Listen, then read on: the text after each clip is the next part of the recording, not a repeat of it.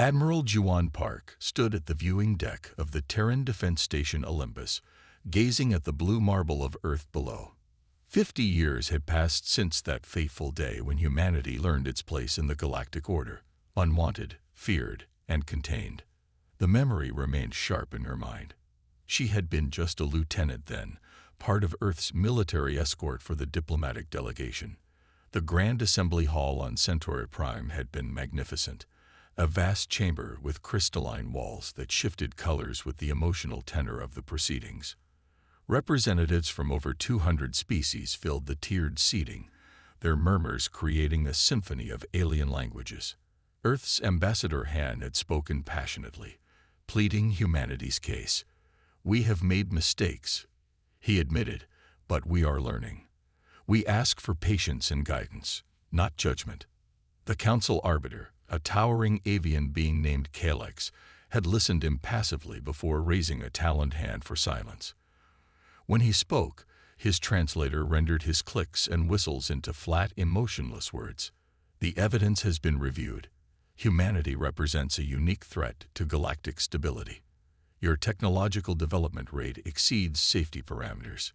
Your military advancement curve is categorized as aggressive. Your cultural tendency toward expansion is documented across 17 frontier worlds." Lieutenant Park had felt her heart sink as the Arbiter continued listing humanity's supposed crimes. She caught the eye of Ambassador Han, whose face had grown increasingly pale. "The Council's decision is final," Kalex concluded. "Earth and its colonial holdings are restricted to the Sol system until such time as humanity demonstrates sufficient evolution in its collective consciousness.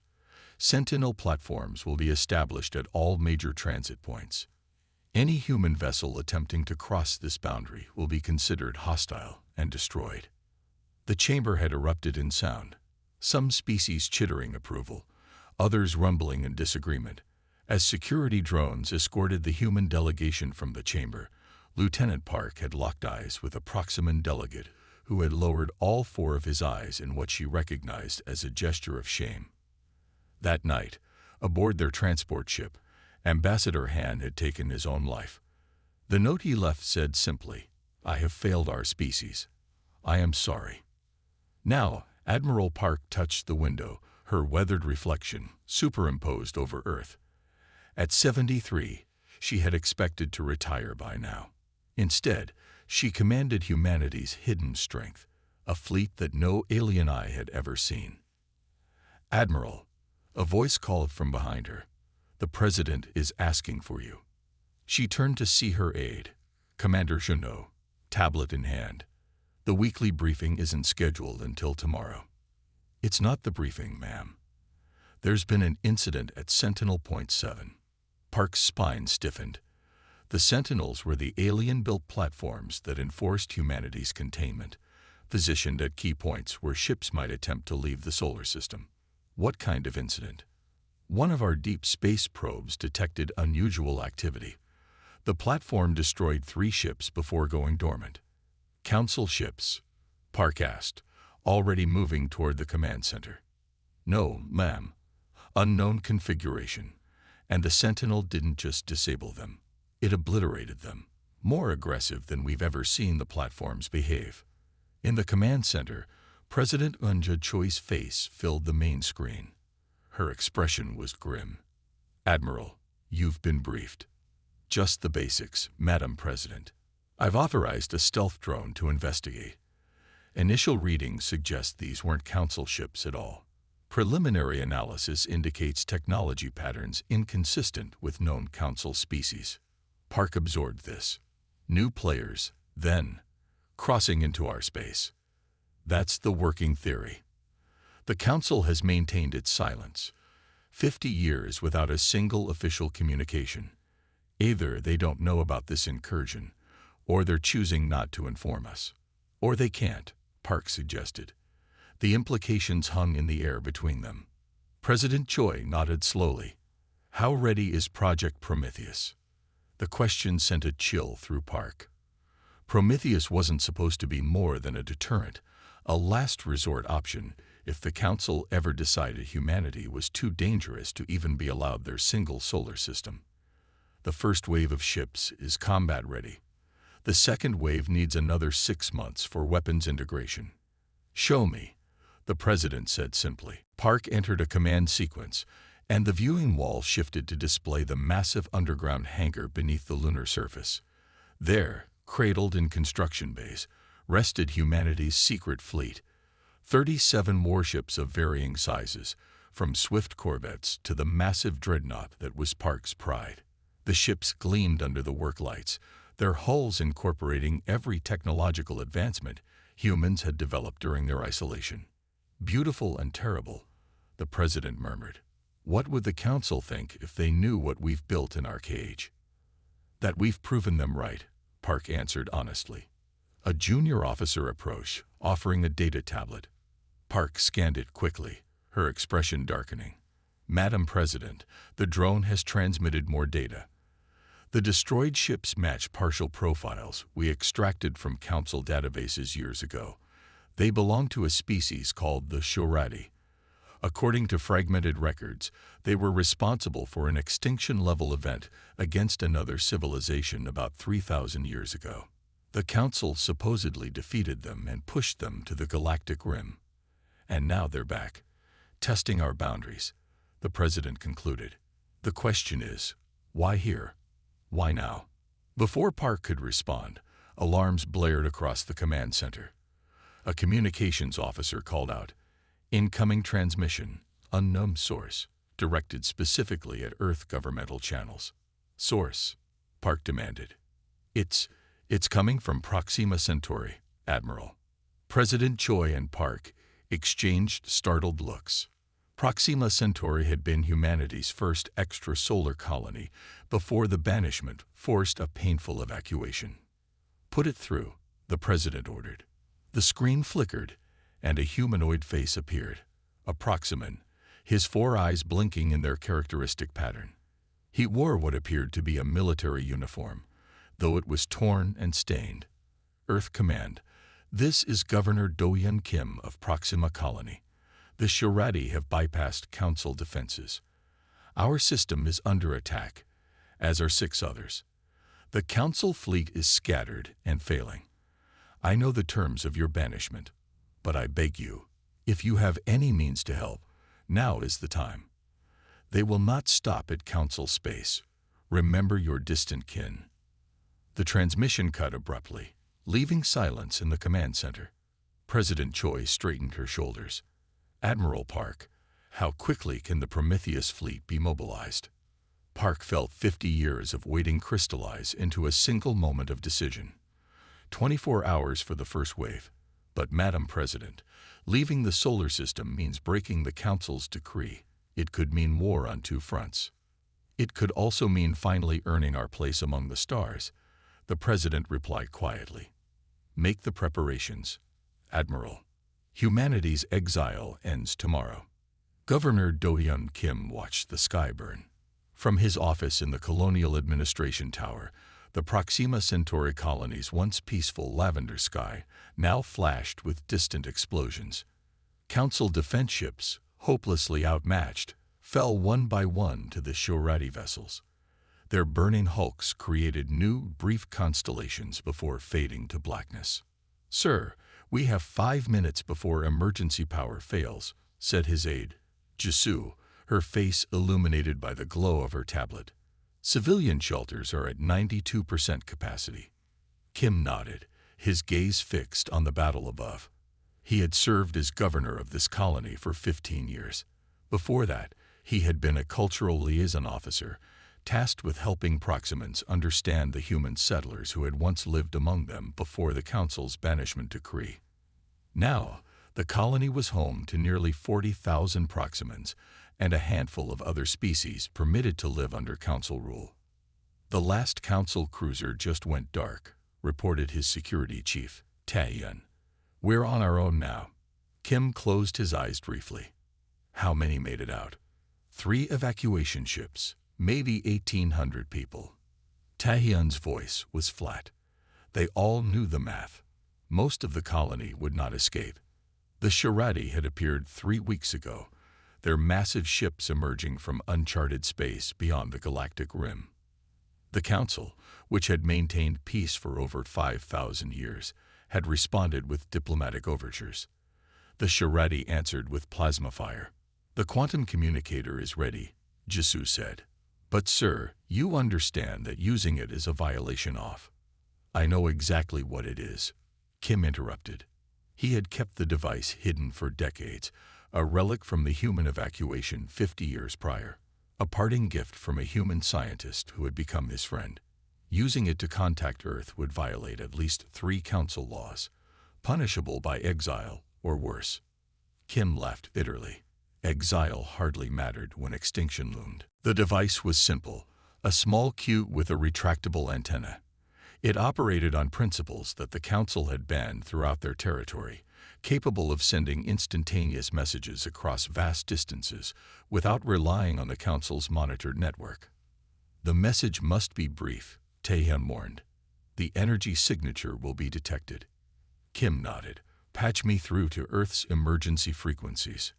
The room darkened as another power system failed.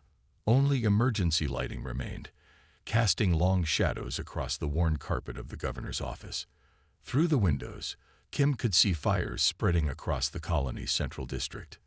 "Ready, sir," Jisoo said, her 4 eyes blinking rapidly in the Proxima display of anxiety.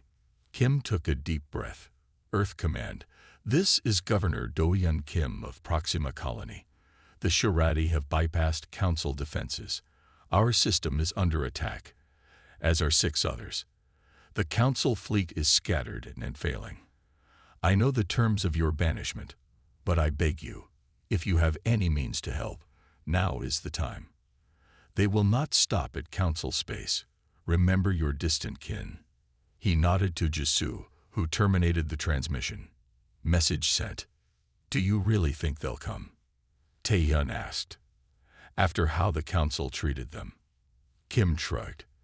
"The humans I knew were complicated. Vengeful, yes, but also surprisingly loyal, even to those who wronged them." A violent tremor shook the building. Outside, a Shirati landing craft descended through the atmosphere, its hull glowing red-hot. "They're beginning ground operations," Taehyun said grimly. Kim had studied the Shirati since their first appearance. The Council databases, limited as they were, painted a chilling picture. The Shirati were a collective species, their hierarchy rigid and absolute. They consumed resources with terrible efficiency, stripping planets bare before moving to the next system. Sentient life was either enslaved for labor or processed for protein. "We need to move to the emergency bunker," Jisoo urged. "We can coordinate the defense from there." "What defense?" Kim asked quietly. "Our security forces have hunting rifles and crowd control gear. The Council never permitted us military-grade weapons."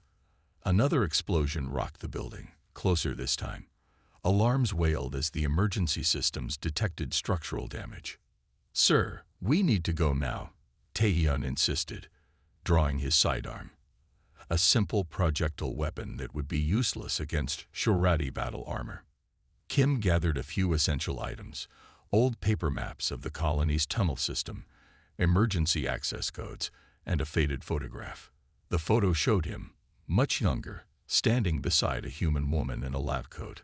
Dr. Minji Kang, the scientist who had given him the quantum communicator. They were smiling, the Proxima sun setting behind them. "I wonder what became of you," he murmured to the photograph before tucking it into his pocket.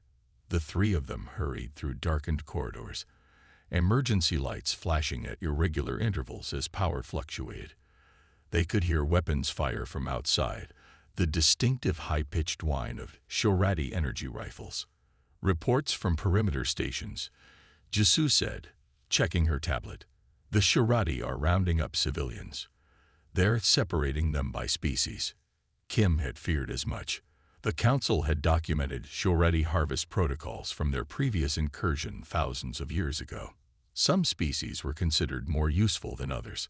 They reached the bunker entrance, a reinforced door hidden behind a false wall in the basement archive room. Taehyun entered the access code, and the door slid open with a hydraulic hiss. Inside, a dozen colonial officials worked at emergency stations, Wall screens displayed security feeds from around the colony, many showing static where cameras had been destroyed. The few functioning feeds showed Shorati troops, tall, insectoid beings in segmented armor, herding terrified colonists toward processing ships. "Governor, we've lost contact with the Western District," reported the communications officer. "Eastern Quadrant reports Shorati forces breaching the hospital complex." Kim moved to the central command table, bringing up a holographic map of the colony. Red indicators showed Shorati positions spreading like a virus through the once peaceful settlement. "How long can we hold out here?" he asked. "Life support for 3 weeks. Food and water for 2, answered the resource manager. "But realistically, if they bring in scanning equipment." She didn't need to finish. The bunker was designed to hide from natural disasters, not a technologically advanced invasion force. "Sir," called a young technician from the communication station, "I'm picking up something strange from the outer system." "Shorati reinforcements?" Kim asked. "No, sir. Different energy signature entirely. Multiple vessels, accelerating from the system's edge. They're not following Council navigation protocols." A flicker of hope sparked in Kim's chest. "Can you get a visual?" The technician worked feverishly at his console, patching through telescope array. "If it's still working, yes." The main screen flickered, then displayed a grainy image of space near the system's edge. Several dark shapes moved against the starfield, their outlines becoming clearer as the image stabilized. Ships, sleek, powerful, and utterly unfamiliar. Not the organic curves of Council vessels, nor the angular thread of Shorati craft. These ships bore clean lines and purposeful design, their hulls gleaming with the light of Proxima Centauri. "Are those?"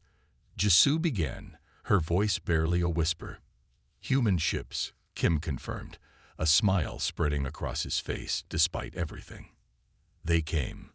Above them, the bunker shook as Shorati bombardment intensified. But for the first time since the invasion began, Governor Kim felt something beyond despair. "Send a message to all colonial outposts," he ordered. "Tell our people to hold on. Help is coming." Silence filled the Lunar Command Center as Governor Kim's message ended. Admiral Juwon Park stood motionless before the gathered Confederation Council members, her weathered hands gripping the edge of the holographic display table. The message had played 3 times now, each repetition hammering home the desperation in the Proximan governor's voice. "That's all of it," Park said quietly. "Received 43 minutes ago via Quantum Channel." The 12 council members exchanged glances. They represented Earth's unified government, the Terran Confederation, formed in the aftermath of humanity's galactic banishment. Each counselor wore the simple gray uniform that had become standard for Earth's leadership, a silent rejection of the ornate regalia favored by the Galactic Council that had cast them out. Defense Minister Sung Jin-yoon was the first to break the silence. "It could be a trap. The Council has never contacted us in 50 years. Why now?" "Because they're losing," Park answered simply. She gestured at the tactical display, where red indicators showed the progress of Shorati forces across 7 star systems. "Our deep space probes have confirmed unusual activity across this entire sector. The Shorati aren't just attacking, they're consuming. Resource extraction on an unprecedented scale." "And the Council's response?" asked Economic Director Jin Kang. Park tapped the display, bringing up intercepted communications. "Fragmented and disorganized. The Council military hasn't fought a real war in over 2,000 years. They maintained peace through diplomacy and economic pressure, not military strength. While ensuring we remained militarily weak," noted Justice Counselor Hyun Moo-ba, his voice bitter. "The irony is not lost on me." Park nodded. The Council had ejected humanity from galactic society precisely because they feared human military development. Now, facing a genuine threat, the Council's own forces were proving inadequate. "What exactly are we proposing here?" asked Science Director Yoonji Choi, her eyes fixed on the display of Prometheus Fleet. That we break the terms of our banishment to rescue the very people who imprisoned us in our own solar system. Park straightened her spine, feeling every one of her 73 years. I'm proposing we do what is right, not for the Council, for the innocent lives in those systems. And added Intelligence Director Minjin Kwan, to demonstrate our capabilities. The Council feared us when we had barely achieved faster-than-light travel. Imagine their reaction when they see what 50 years of focused development has produced. This isn't about revenge, Park said sharply. Isn't it? Kwan challenged. Not even a little, Admiral. You were there. You watched Ambassador Han take his life from shame after the Council's decision. Park's jaw tightened. Han's suicide had haunted her for decades. This is about who we choose to be. A species that hides behind walls built by others, or one that stands for something greater. President Junho Lee had remained silent throughout the exchange, his eyes closed in thought. Now he opened them, scanning the faces of his council. How ready is the fleet, Admiral? The first wave, 37 ships, can deploy immediately. The flagship Prometheus and her battle group are fully operational. Casualties?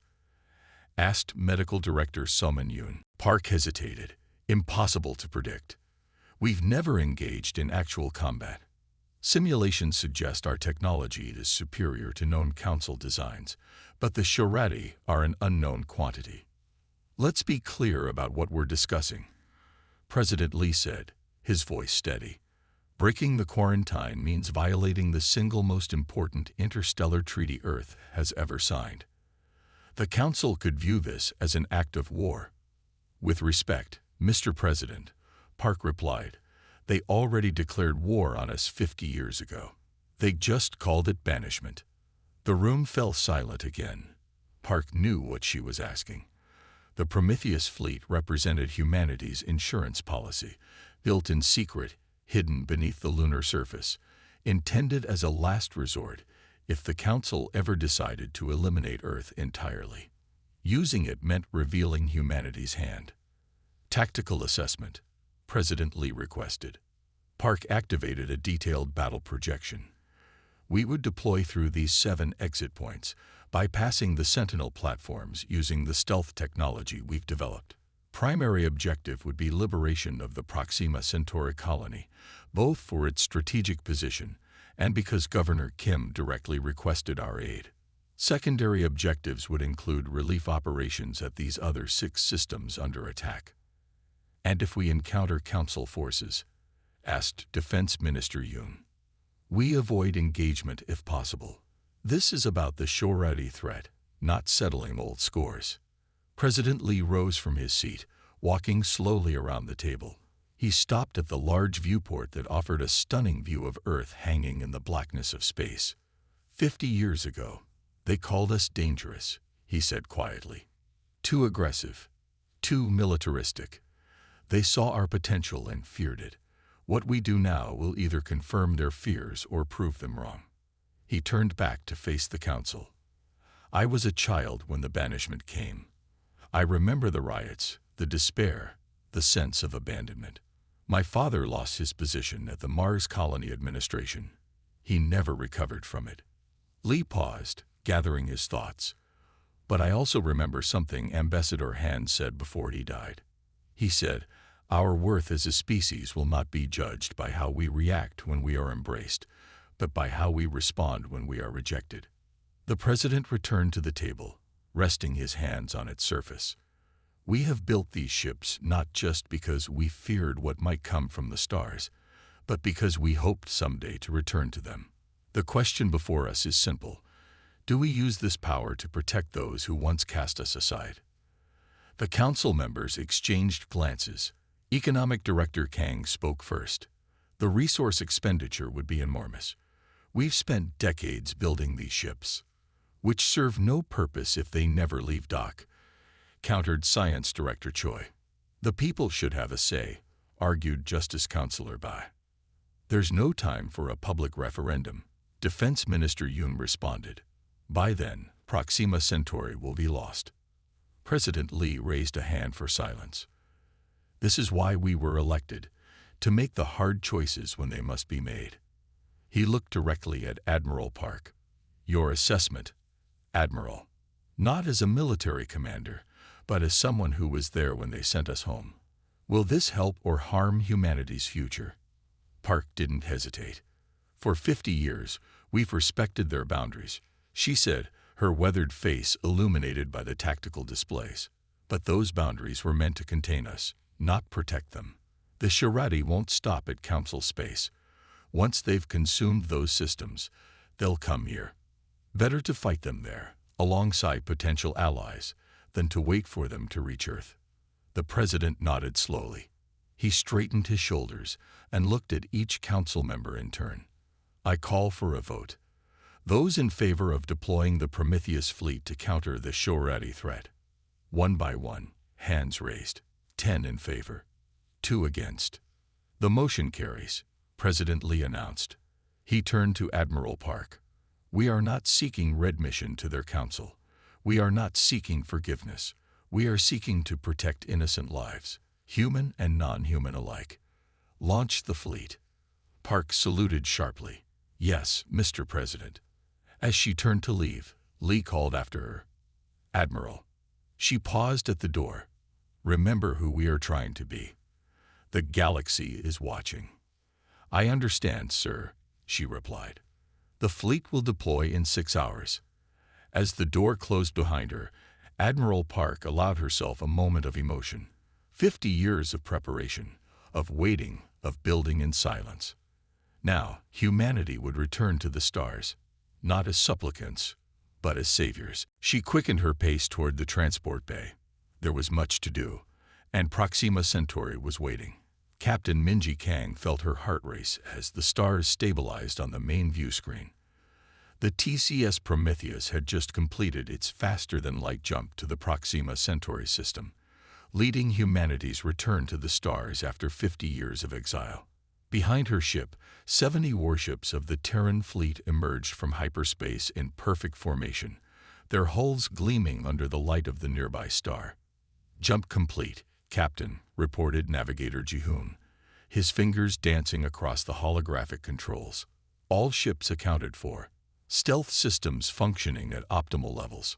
Kang nodded, taking a deep breath to steady herself. At 42, she was younger than many of her crew, who had spent their entire careers training for a day they never truly believed would come. She had been born after the banishment, raised on stories of humanity's shame and the Council's betrayal. Tactical assessment, she ordered. Lieutenant Daho Kim's face tightened as he studied his display. Multiple Shirati vessels detected, Captain. 3 heavy dreadnoughts, 8 cruisers, numerous support craft. They're bombarding the colony's shields. Energy readings indicate the shields will fail within 20 minutes. Council ships. 3 cruisers, all heavily damaged. Life support failing on 2. The third is attempting to maintain position between the Shirati and the colony, but their weapons are offline. Kang moved to the central command platform, where a 3-dimensional tactical display showed the battle in miniature. The Shirati ships were arranged in a standard siege formation, focusing their fire on the colony's weakening shields. The Council vessels drifted helplessly, their elegant designs now marred by hull breaches and venting atmosphere. Communications, open a channel to all vessels in the system, Kang ordered. Lieutenant Suman Park looked up from her station. Channel open, Captain.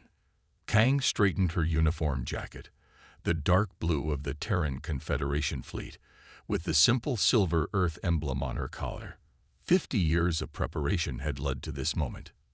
We are the Terran Confederation fleet, she broadcast, her voice steady despite the emotion threatening to overwhelm her. We stand ready to assist against the Shirati incursion. Council vessels, fall back and regroup. We'll handle this engagement. The bridge crew held their breath, waiting for a response. After several tense seconds, a crackle of static preceded a voice filled with equal parts relief and disbelief.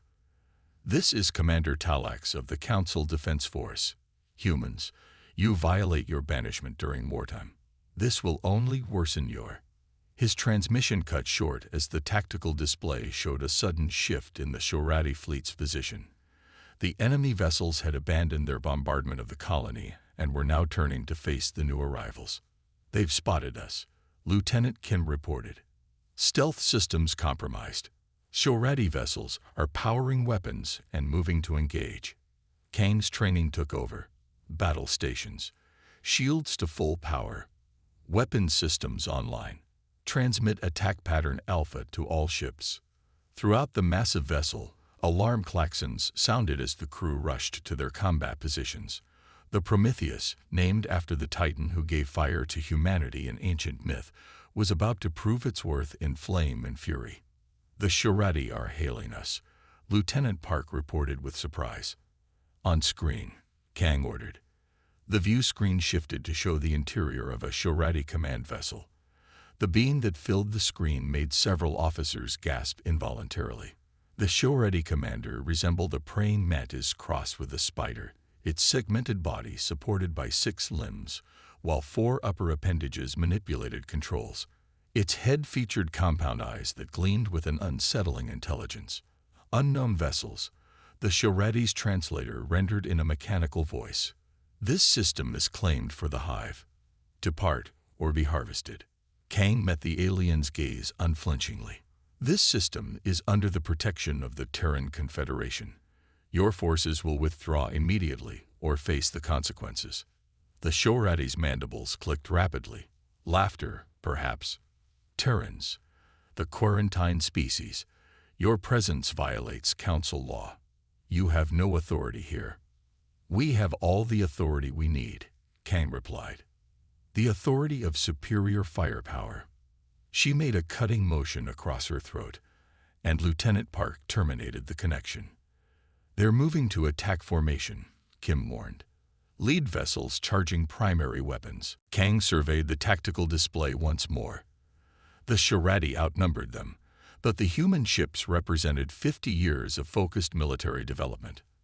Every vessel in the Terran fleet carried weapons systems that had never been tested in actual combat. Until now. "Weapons status?" she asked. "Graviton cannons charge. Kinetic railguns loaded. Dimensional disruptors at standby," reported Weapons Officer Jai Song. Kang nodded. "Target the lead dreadnought. Fire on my mark."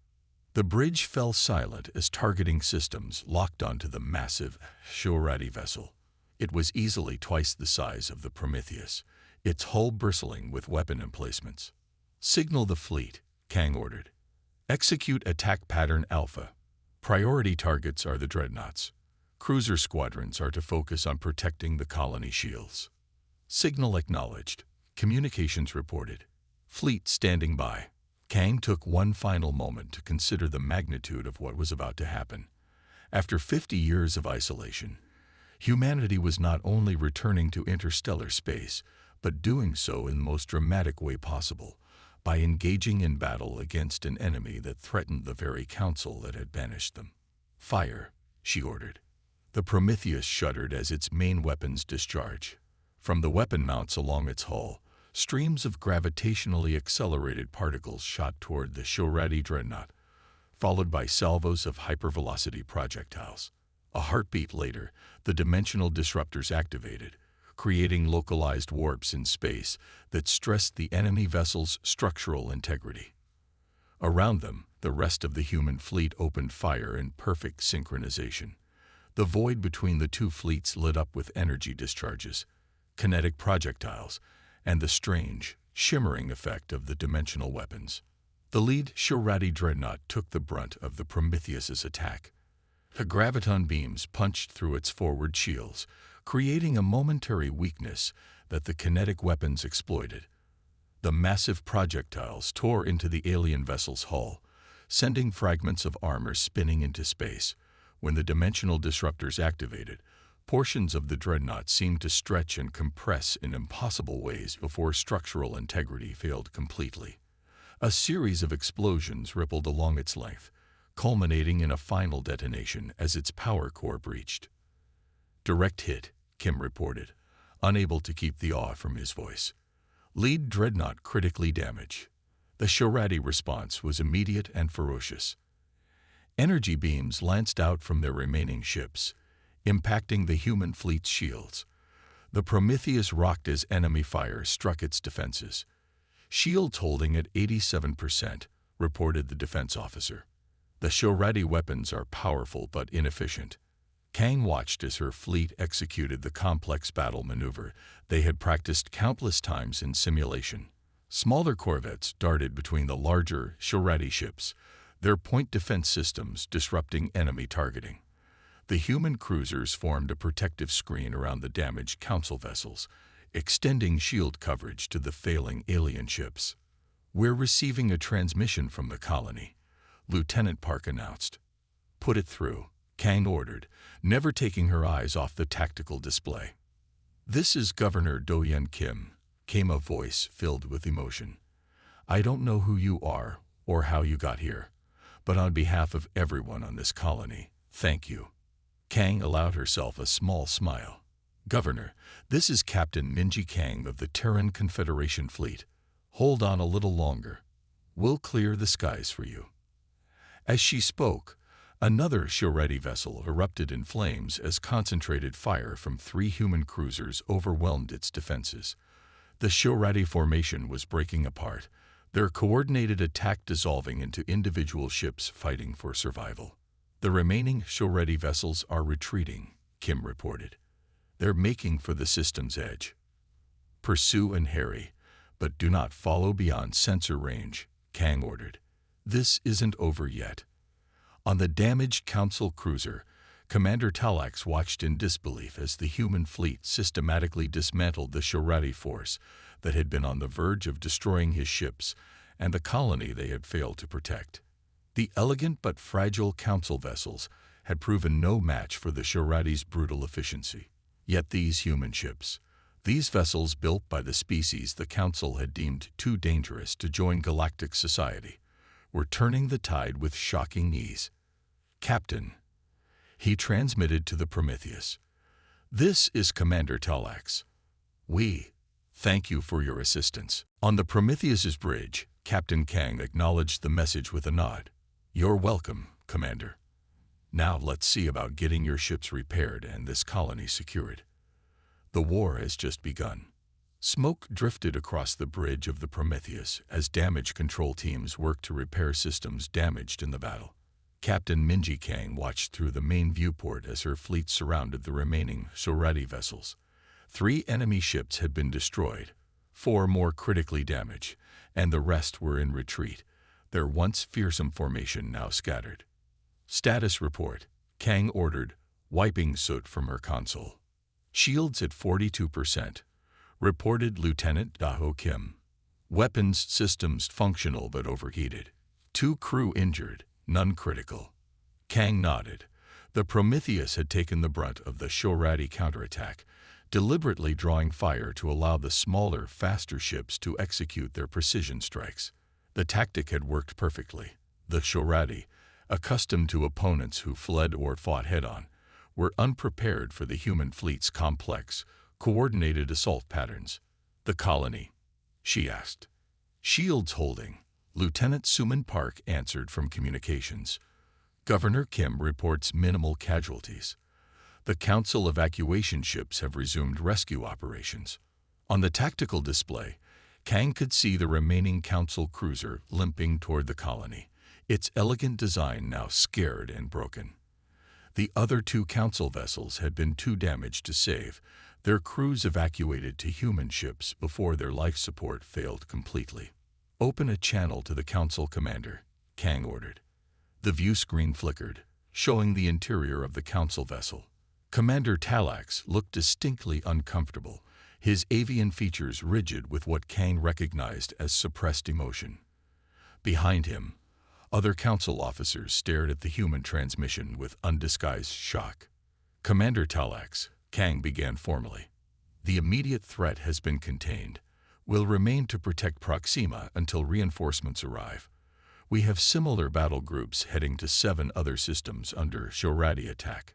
Talax's feathered crest rose slightly, a sign of agitation among his species.